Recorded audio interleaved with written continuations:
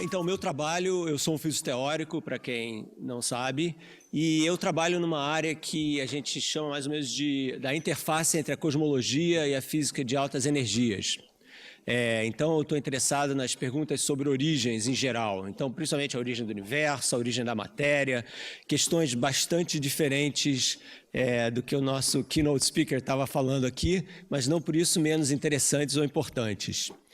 Mas, fora esse lado de interesse pela cosmologia, alguns anos atrás eu comecei a me interessar também pela questão da origem da vida, que é uma questão que cientificamente está bastante ativa hoje em dia. Existem grupos no mundo inteiro trabalhando nisso.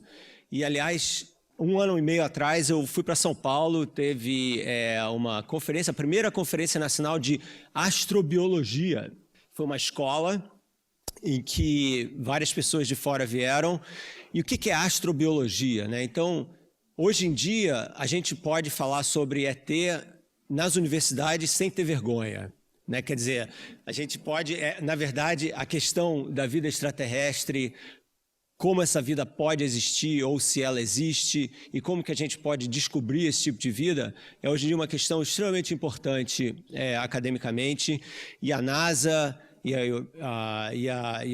a equivalente europeia da NASA estão investindo muito dinheiro nessa área, né? E uma das questões fundamentais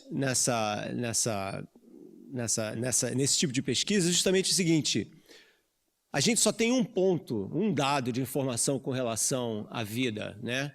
Que é esse planeta aqui. Então a questão essencial é a seguinte: se você começa a colocar a questão de forma mais geral, dentro de um contexto astronômico, você vê, bom, nós temos aqui um sistema solar, né, em que você tem uma estrela não muito importante, com 8 planetas à sua volta, a Terra é um deles, ela está no que a gente chama de zona habitável, que é uma definição não muito clara, mas que essencialmente diz o seguinte: um planeta está numa zona habitável quando ele tem água líquida, ou seja, não está nem muito perto da estrela para que evapore tudo, nem muito longe da estrela para que a coisa fique congelada, porque você precisa, a vida essencialmente é um sistema autossuficiente de reações químicas, que precisa ter então uma relação de... Reações químicas têm que acontecer num solvente, vamos dizer assim, num meio em que elas possam se difundir, né? Então, a água é essencialmente o melhor solvente para isso. Então, não é à toa que quando as pessoas falam sobre onde eu vou encontrar vida, elas tentam procurar por vida em planetas em que você possa ter água líquida, e você tem também uma sequência de elementos químicos que são importantes para isso, que a gente chama de COHN, né? Então, esses 4, né, o carbono, o oxigênio, hidrogênio e nitrogênio, são 4 dos mais importantes. É claro que existem outros, tipo enxofre, cálcio, etc., mas esses são os fundamentais. E como eu tenho interesse em, mais ou menos, colocar as coisas de uma forma mais geral, eu pensei como que a vida se encaixa dentro da história do universo como um todo, né? Então, hoje, nós temos o privilégio, aqui nesse início de milênio, nós temos o privilégio de podermos contar uma grande parte da história cósmica, né? Nós sabemos a idade do universo, mais ou menos 13,8 bilhões de anos, tem uma incerteza aí de alguns milhões de anos, mas em cosmologia, milhões não é nada, né, quando se fala de bilhões de anos, né? E a gente sabe que o universo teve uma infância muito quente, muito densa, em que a matéria não estava aglomerada como nós conhecemos ela hoje, mas ela estava separada em vários componentes diferentes. E, à medida em que o universo foi envelhecendo, ele também foi expandindo. Ou seja, hoje a gente sabe que, segundo a teoria da relatividade geral do Einstein, né, que é possível que a própria geometria do espaço tenha uma plasticidade, seja capaz de se deformar com a passagem do tempo, e é justamente isso que acontece com o universo. Então, quando a gente conta essa história cósmica, começando lá atrás, o que a gente vê é o seguinte, que, eventualmente, a história do universo é uma história que pode ser contada como uma história da complexificação da matéria.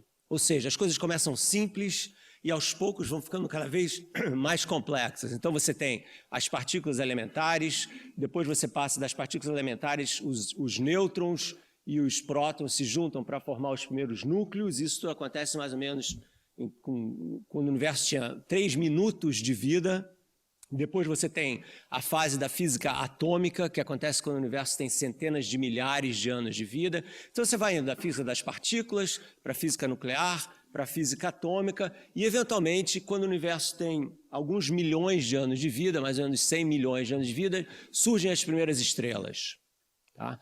E as estrelas são absolutamente fundamentais nessa questão da vida, porque são as estrelas que são os grandes alquimistas da natureza. Desculpe, Paulo Coelho, mas a verdade é que alquimista mesmo só no céu e nas estrelas, essencialmente. Porque o que as estrelas fazem? As estrelas, elas são grandes bolas de hidrogênio que transformam o hidrogênio no coração delas em hélio. Então, elas geram uma quantidade absurda de energia fazendo essa fusão do hidrogênio em hélio e, como tudo que existe na natureza, as estrelas também têm uma longevidade, elas acabam morrendo eventualmente. E nesse processo de morte das estrelas, elas criam todos os outros elementos químicos. Então, quando perguntam de onde que vem a tabela periódica dos elementos, vem das estrelas. Então, com exceção do hidrogênio, do hélio e de um pouquinho de lítio, todos os outros elementos químicos da tabela periódica são forjados pelas estrelas. Né? Então você pode dividir um pouco a história dessa complexificação da matéria e tentar entender aonde que a vida cabe nesse processo todo. E ela cabe fazendo uma divisão da seguinte forma. Primeiro, você tem a era que eu chamo de era da física, né? Em que você tem as partículas elementares, você tem a física nuclear, você tem os átomos se formando, eventualmente você vai ter instabilidades gravitacionais que vão gerar as primeiras estruturas no universo, ou seja, as primeiras grandes aglomerações de massa que vão virar estrelas, etc. Né? E eventualmente, quando as estrelas, e as primeiras estrelas eram enormes, eram muito pesadas, e obesidade não é boa nem para pessoas nem para estrelas, porque as estrelas mais pesadas morrem rápido.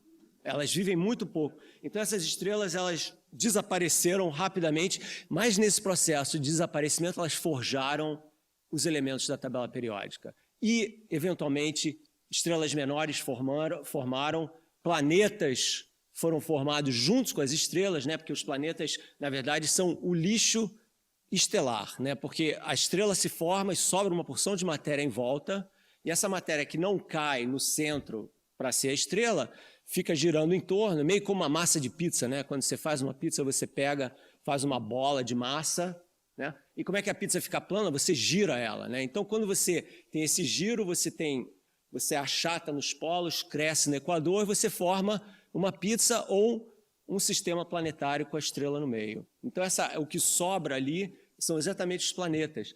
E nesses planetas você pode ter a concentração dos elementos químicos que vão eventualmente levar à vida. Então você vai de uma parte da física, você vai para a era química, onde são formadas essas primeiras estrelas, e você tem essa inseminação no espaço interestelar dos elementos que vão eventualmente virar entidades vivas, né?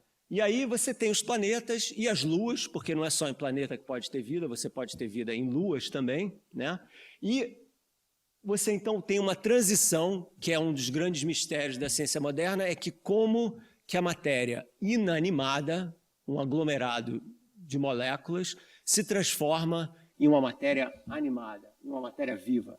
Como que se dá essa transição do não vivo para o vivo sem a interferência divina, porque em ciência a gente tenta entender as coisas sem essa interferência divina. Houve uma transição e uma complexificação enorme entre esse aglomerado de moléculas que eventualmente descobriu, quer dizer, elas não estavam fazendo pesquisa, mas elas descobriram na tentativa e erro, e é um processo que demora bastante tempo, que era vantajoso, de alguma forma, elas serem autossuficientes, pegando energia do meio ambiente, ou seja, metabolizando essa energia e desenvolvendo uma capacidade de reprodução. Então, se você pergunta qual é a definição da vida, não existe uma definição da vida. Você não tem a definição. A vida é isso. Tem gente até que diz que definir vida é errado, porque a partir do momento que você define a vida, você restringe ela a ser uma coisa e ela pode ser outras coisas também. Tá? Mas como a NASA tem missões que vão procurar por vida fora da Terra, elas têm que ter uma missão específica, né? E essa missão tem que ter uma determinação do que é vida. Então, eles dizem, vida é essencialmente um network, um sistema, uma rede de reações químicas autossustentáveis, capazes de se manter através dessa metabolização da energia do meio ambiente e de se reproduzir segundo a teoria da evolução. Então, essa é a definição operacional de vida. Tá? Então, eventualmente, na Terra, há mais ou menos 3,5 bilhões de anos, porque a Terra tem 4,5 bilhões de anos, então demorou 1 bilhão de anos para a Terra se acalmar, porque era uma confusão tremenda aqui no início, para essas reações, então, gerarem as primeiras entidades vivas, né? E daí a coisa passou e nós estamos aqui. Tá? Então, houve uma época em que a vida nesse planeta passou de ser unicelular, porque ela era unicelular quase o tempo todo, durante 3 bilhões, arredondando números, 3 bilhões de anos de vida aqui na Terra, só tinha bactéria. Tá? E, eventualmente, essa vida foi se complexificando, os primeiros seres multicelulares apareceram, houve um Big Bang biológico aqui na Terra, que foi a tal da explosão do pré-cambriano, que mais ou menos 520 milhões de anos atrás, que as coisas então diversificaram muito, né? E há um tempo atrás, pouquíssimo tempo atrás, alguns milhões de anos, a gente pode dizer que a gente partiu para uma outra era, que é a era do desenvolvimento da inteligência superior, né? Golfinho, baleia, macaco, corvo, todos têm uma forma de inteligência, né? Mas quando eu falo da era cognitiva, eu falo da inteligência humana. Tá? Então a questão é, esse universo, né? Essa imagem aqui é uma das imagens mais fantásticas que eu conheço, cada ponto aqui é uma galáxia, tá? As distâncias aqui são de dezenas de milhões de anos-luz entre esses pontos, então esse daqui que parece estrela não são estrelas, são galáxias, e existem centenas de bilhões dessas galáxias no universo. Tá? A nossa é a Via Láctea, que tem mais ou menos uns 200 bilhões de estrelas, o Sol é uma delas. Então você fala, tem vida pra caramba, né? Porque afinal de contas, o que não falta é galáxia, o que não falta é estrela. Né? Mas a questão é, será que é verdade isso? Será que a Terra é exceção ou será que a Terra é regra? Essa é a questão. Né? Então está se procurando por outras terras, outros planetas semelhantes à Terra em que talvez possa haver vida. E isso é uma posição minha, se você seguir a história da vida na Terra, você vai perceber que para a vida passar, primeiro para a vida surgir, mas para ela passar de seres unicelulares para seres multicelulares e depois seres complexos e depois seres inteligentes, existem barreiras complicadíssimas. Então, essencialmente, nós estamos sozinhos como seres pensantes, ao menos numa esfera muito grande de espaço. Tá? Fora Varginha, os ETs não chegaram aqui. Né? Lá eles chegam sempre, mas eles ainda não chegaram aqui, então a gente não tem nenhuma confirmação da existência de qualquer tipo de vida fora da Terra. Marte não está muito boa a situação lá para procurar vida. Né? Se houve vida lá, ela já não existe mais, certamente, mesmo subterraneamente, é muito pouco provável que exista vida. Então o que acontece? A Terra, ela é um planeta extremamente raro. Podem haver outras terras, tipo mesma massa, com água, etc. Mas a Terra tem uma série de propriedades que eu não tenho muito tempo para falar, mas vou dar um exemplo, 2 exemplos. Vocês sabem que a Terra gira feito um peão, né, com uma inclinação de 23,5 graus com relação à vertical. Né? E você tem uma precessão dos equinócios com relação a isso. A estabilidade dessa precessão dos equinócios vem do fato de você ter uma Lua muito pesada.